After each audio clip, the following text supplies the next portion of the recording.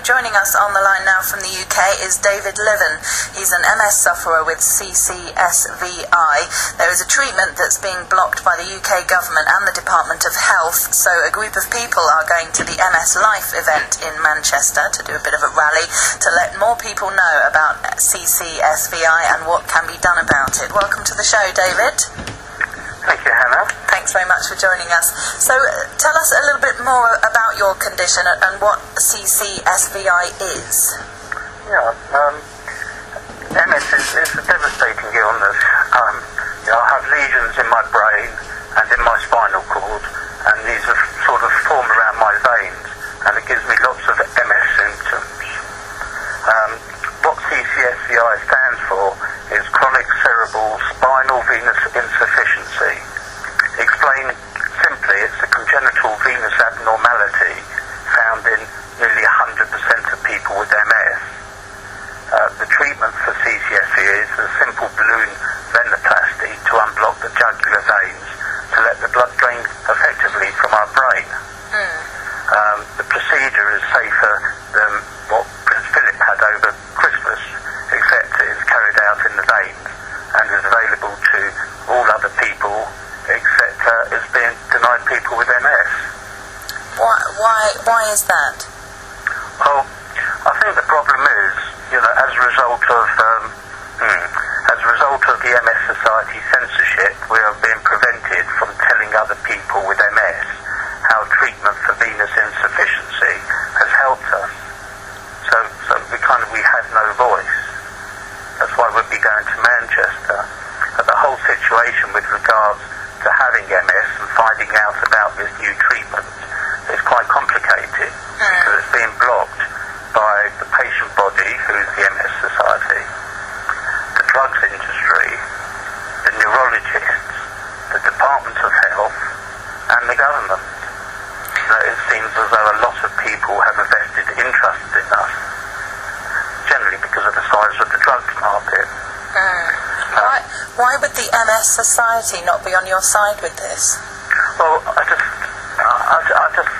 what they're actually saying is there's not sufficient evidence saying that, or suggesting that balloon angioplasty or venoplasty offers relief for the symptoms of people being treated. And is there enough evidence?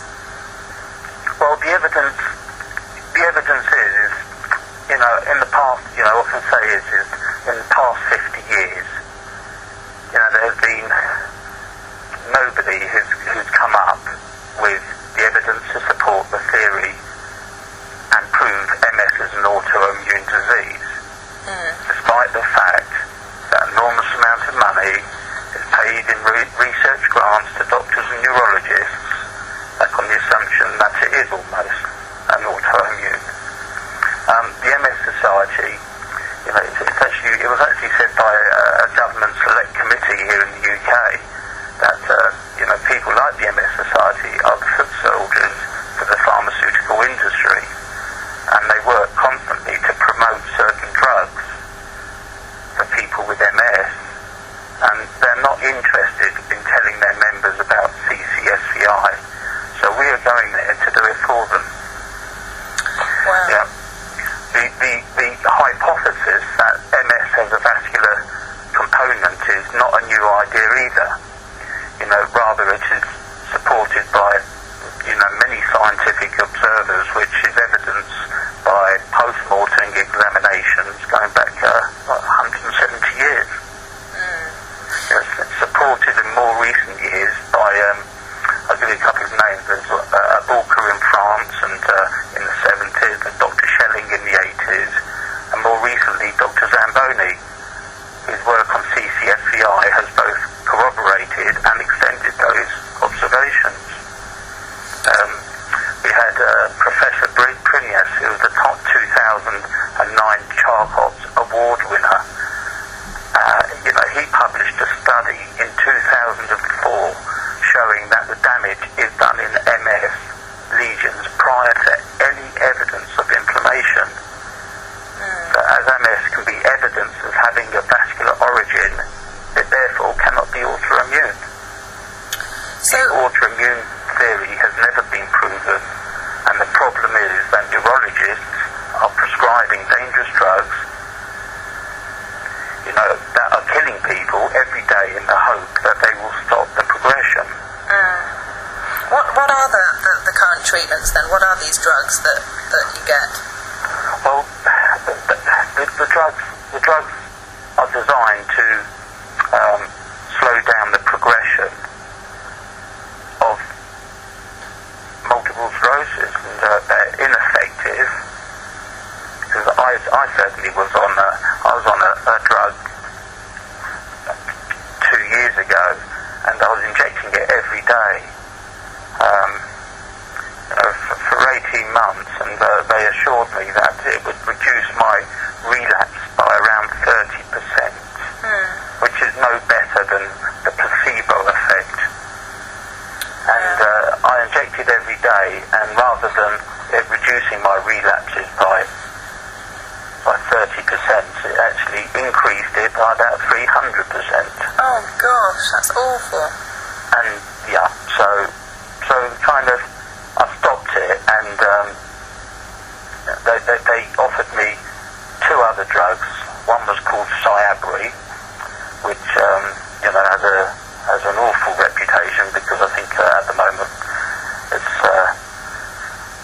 a lot of people have the side effect called PML, which has killed 46 people already, and they're just literally being given a new drug called Gilenya, which in its final trial, many people died. On approval, I think, I'm just getting my figures correct, 11 people have died from taking that drug, and it's currently being investigated by the EMA. Yeah. Have you yourself been treated for CCSVI? Yeah, I have, Hannah. You have? And what did that consist of then? Yeah, no, I'll tell you, really, what I'll just tell you is, and I'll have to remind myself as well how difficult things were before I was treated for CCSVI.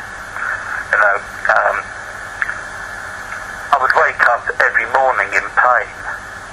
It was a very unpleasant sensation all over my body, like my skin had been sandpapered up and down, leaving a feeling of burning and tingling, which is very raw and painful to the touch. I guess much like anybody who's ever been sunburned, you just want people to leave you alone. Yeah. Don't touch it. Also had daily pins and needles, kind of hitting your funny bone. And then you get that sort of sense of pins and needles, and the numbness as if I had slipped on my arm. Well, so no wonder I would struggle to do my buttons up on my shirt. Yeah. Even write a birthday card was difficult. So, it was quite overwhelming, and it's constant, it never wears off. Had the MS hug, which I heard it described the other day, as it feels like a python wrapping itself around my body, squeezing like a tight band. It just hurts my abdomen and my chest, and it's painful. It's painful to live with, and I sometimes struggle to breathe. It's multiple, so there's many things that are happening, and just to sort of name a couple more, my legs are unstable, and my feet are very painful when walking. It's like walking on razor blades, really, and unable to walk more than about 20 yards unaided. Had optic neuritis, which is a pain like having a permanent eyelash stuck in my eyeball, which causes pain every time I blink. So the effect of my vision ranges from mild visual disturbance, such as like floaters and dots, to double vision, like going through life watching a static TV. And maybe the only other thing that gives me a lot of trouble is the fatigue.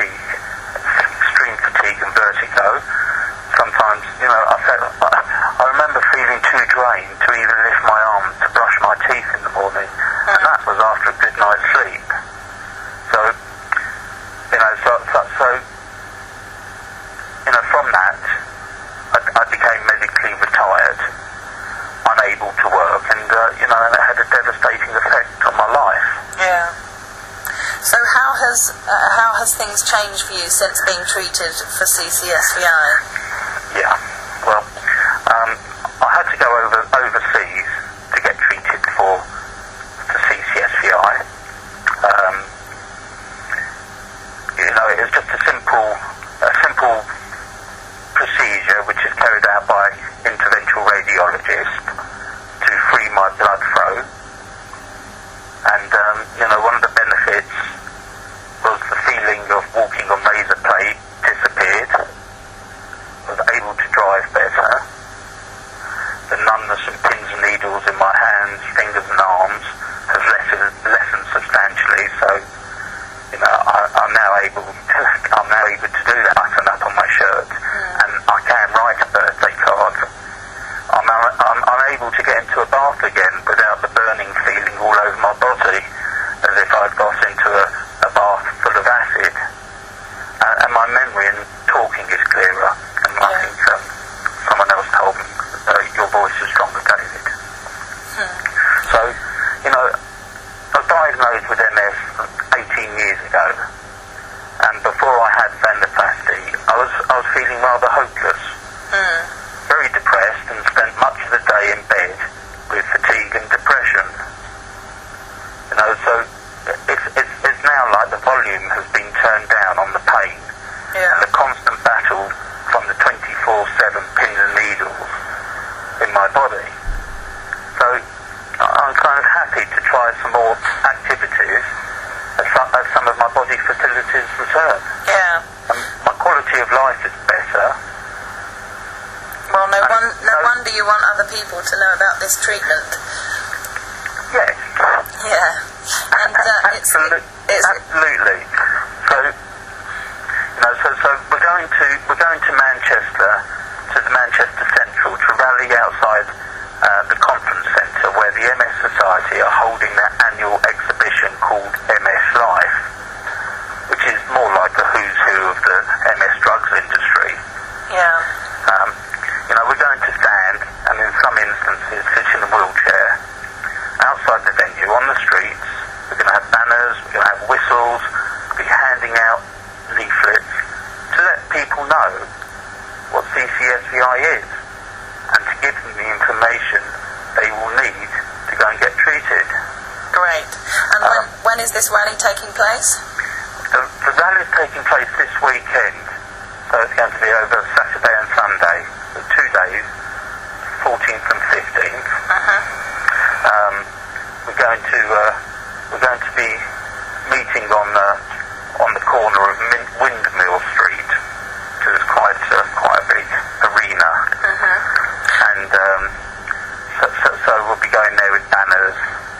And I just have to say, the National Institute of Clinical Excellence recently has issued guidelines saying that this procedure should only be used in the context of research, which is kind of a ridiculous comment, as over 30,000 people worldwide have already been treated privately for us abroad.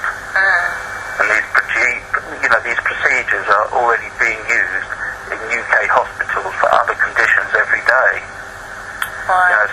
So therefore, we need the interventional radiologists to come and treat us now. Yeah. Because a lot of us don't have 7 to 10 years to wait for these clinical trials. Of course. Well, if people want more information or want to get in touch with you ahead of the rally tomorrow, want to get involved, how do they do that? Yeah, well, they can actually call me personally. I can give you my telephone number, so if you have access, people can call into the station. They can have my personal phone number, and they can call. Alternatively, if they want to find out some more information about CCSVI themselves, we suggest that people go to an internet site called CCSVI.org, and also they can go to YouTube, and they can search for CCSVI CCSVI after. Okay. So people can check it out firsthand. As the rally is taking place tomorrow, David, if it's okay with you, it might be better to give your phone number out on air now, just because if people want to get in touch between now and tomorrow morning, I don't know whether I'm going to be in the office, and do you know what I mean? I don't want people trying to get hold of you and not being able to get hold of me. Is that okay to give out your number? Yes, absolutely fine. You can also give out my email address, which is my name, David Leven, Leven, at AOL.com. Great. Well, we'll stick with that. That's probably the best thing. David Leven at AOL.com. That's Leven. David, thank you so much for joining us, and well done for doing this live, because you were worried about doing it live, weren't you? You wanted to pre-record, but you were absolutely fine, so Right. no problem at all. David, good luck with this. I wish you all the luck in the world. Keep in touch and let us know how you get on over the weekend. Thank you, Hannah, and I hope it's helped somebody. Definitely. Thanks very much, David. Take care. Bye then. Raven and the Blues on Talk Radio Europe, Blues and Cool